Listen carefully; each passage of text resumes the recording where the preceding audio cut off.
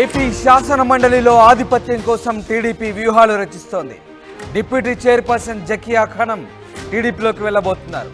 YCP ఎమ్మెల్సీగా ఉన్నారు జకియా ఖానం. ఉమ్మడి కడప జిల్లాకు చెందిన జకియా ఖానం విజయవాడలో మైనార్టీ శాఖ మంత్రి ఎన్ఎండి ఫరూక్ని కలిశారు. మంత్రిని సన్మానించి చర్చలు జరిపారు జకియా. త్వరలో వైసీపీని వీడిపి టీడీపీలో చేరే అవకాశాలు కనిపిస్తూ ఉన్నాయి.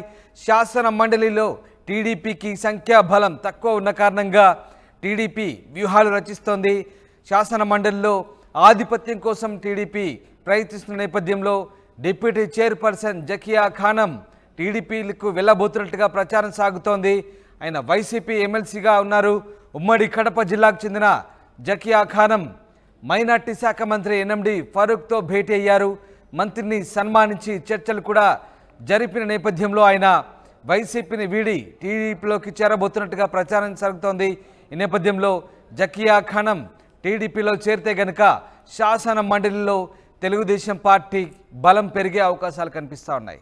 ఎస్, రాజేష్ జాయిన్ అవుతున్నారు. రాజేష్, జకియా ఖానం తెలుగుదేశం పార్టీలో చేరేందుకు సిద్ధమవుతున్నట్టుగా తెలుస్తోంది. ఎన్ఎండి ఫరూక్ను కలిసినట్టుగా తెలుస్తోంది. ఆమె మంత్రితో భేటీ తర్వాత బయటకు వచ్చారా? భేటీ తర్వాత ఆమె ఎలాంటి అంశాలు వెల్లడించే అవకాశం ఉంది? ఆమె తెలుగుదేశం పార్టీలో చేరే ఛాన్సెస్ ఉన్నాయా? ప్రస్తుతానికి ఎన్ఎండి ఫరూక్ మైనార్టీ శాఖ మంత్రి ఎన్ఎండి ఫరూక్ను అయితే మర్యాదపూర్వకంగా కలిశారు. కలిసిన తర్వాత ఆమె ఏమీ మాట్లాడలేదు.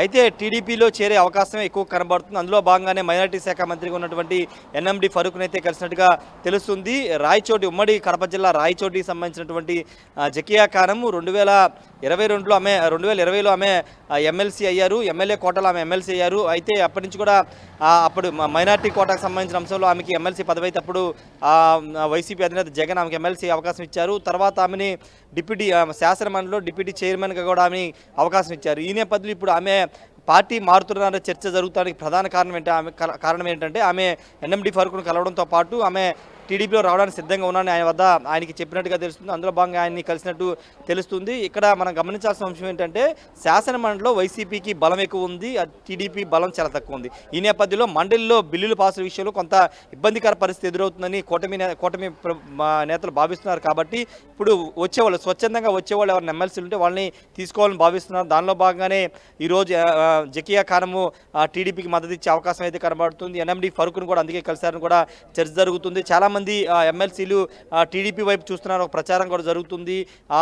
రాయలసీమ సంబంధించినటువంటి టీచర్స్ ఎమ్మెల్సీ ఉన్నటువంటి రామచంద్రారెడ్డి కూడా టీడీపీలో జాయిన్ అయ్యే అవకాశం ఉందనే ప్రచారం జరుగుతున్న నేపథ్యంలో ఎక్కువ మంది ఎమ్మెల్సీలు టీడీపీ వచ్చే అవకాశం అయితే కనబడుతుంది. అది ఖచ్చితంగా టీడీపీకి అడ్వాంటేజ్ అయ్యే అవకాశమే ఎక్కువ కనబడుతుంది. ఎందుకంటే మండలిలో ఇప్పుడు కొత్త బిల్లు ఏదైనా తీసుకురావాలన్నా లేకపోతే ల్యాండ్ టైటిలింగ్ యాక్ట్ లాంటి చట్టాన్ని రద్దు చేయాలని ఆల్రెడీ నిర్ణయించుకున్నారు. కాబట్టి దాన్ని అసెంబ్లీలో పాస్ చేయాలంటే మండలిలో కొంత ఇబ్బందికర పరిస్థితి ఉంటుంది. కాబట్టి శాసన మండలిలో సభ్యుల బలం ఉంటే ఖచ్చితంగా దాన్ని పాస్ చేసుకునే అవకాశం ఉంది. కాబట్టి ఆ కోణంలో కూడా ఎమ్మెల్సీని తీసుకునే ఆలోచనలో తెలుగుదేశం పార్టీ ఉన్నట్టు తెలుస్తుంది. ఇంకా రాబోయే 2-3 సంవత్సరాల్లో ఎమ్మెల్సీల కోటాలు ఖాళీ అవుతూ ఉంటాయి. కాబట్టి అప్పుడు సంఖ్య పెరిగే అవకాశం కనబడుతుంది. అప్పట్లోపు బలం కావాలంటే మండలిలో శాసన మండలి సభ్యులు అవసరం ఉంటుంది. కాబట్టి ఇప్పుడు ఎవరైనా స్వచ్ఛందంగా ముందుకు వచ్చి జాయిన్ అవుతూ ఉంటే ఖచ్చితంగా వాళ్ళని తీసుకోవాలని తెలుగుదేశం పార్టీ భావిస్తుంది. బలవంతంగా లాక్కునే ప్రయత్నం కాకుండా స్వచ్ఛందంగా వచ్చే వాళ్ళని ఖచ్చితంగా పార్టీలో తీసుకోవాలని భావిస్తుంది. దానిలో భాగంగా జకియా ఖానం స్వయంగా వచ్చి మంత్రిని కలిశారు. కాబట్టి ఆమెని పార్టీలో తీసుకునే అవకాశం కనబడింది. ఇక్కడ డిప్యూటీ చైర్పర్సన్ చేరికతో మండలిలో తెలుగుదేశం పార్టీకి సంఖ్యాబలం పెరగడంతో పాటు మండలిలో టీడీపీ ఆధిక్యత కొనసాగే అవకాశాలు అనుకోవచ్చా?